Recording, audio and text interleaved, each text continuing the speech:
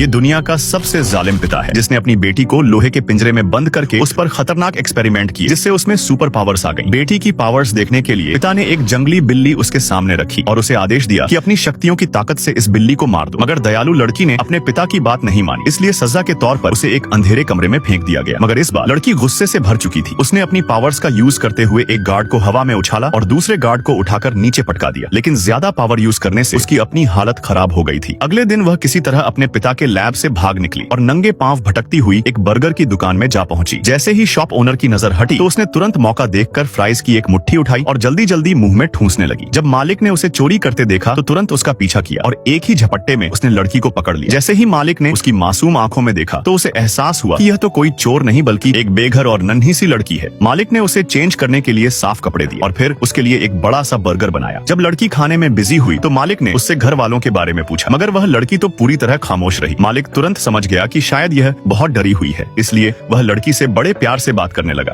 तभी अचानक उसकी नजर लड़की की बॉडी पर बने 011 के टैटू पर पड़ी। लड़की का नाम 11 था। मालिक ने यह सोचकर चुपचाप पुलिस को कॉल कर दी कि शायद इस लड़की को घर पर टॉर्चर किया गया है, जिससे भागकर यह यहाँ आई है। तभी अचानक रेस्टोरेंट का इलेक्ट्रिक फैन खराब होकर जोर जोर से भनभनाने लगा। जब 11 ने गुस्से से फैन को घूरा तो वह तुरंत रुक गया। 11 ने दुकान में मौजूद हर चीज पर अपनी शक्तियां आजमाने की कोशिश की। आज उसे जीवन में पहली बार मजेदार आइसक्रीम चखने को मिली। तभी दरवाजे पर दस्तक हुई। मालिक को अंदाजा नहीं था कि पुलिस इतनी जल्दी पहुंच जाएगी। जैसे ही लड़की ने बाहर पुलिस को देखा तो वह डर गई, क्योंकि शहर के सभी पुलिस वाले तो उसके पिता के अंडर ही काम करते हैं। जैसे ही वह अंदर आए तो 11 घबराकर भागने लगी। उसके बाहर निकलने से पहले ही सबने पिस्टल्स तान कर उसे घेर लिया। जब उसका पिता वहां पहुंचा तो देखा कि 11 उसके सभी साथियों को मारकर वहां से भाग चुकी है। उसी रात जब कुछ लड़कों ने 11 को अकेले वीरान जंगल में भटकते हुए देखा तो उसे अपने घर ले आए। जब 11 ने उन्हें अपनी कहानी सुनाई तो सबने उसे यकीन दिलाया कि वे किसी को भी इस बारे में नहीं बताएंगे। मगर अब आर्मी फोर्सेज ने पूरे शहर को अपने घेरे में ले लिया था। उन सबका एक ही मकसद था, 11 को पकड़ना।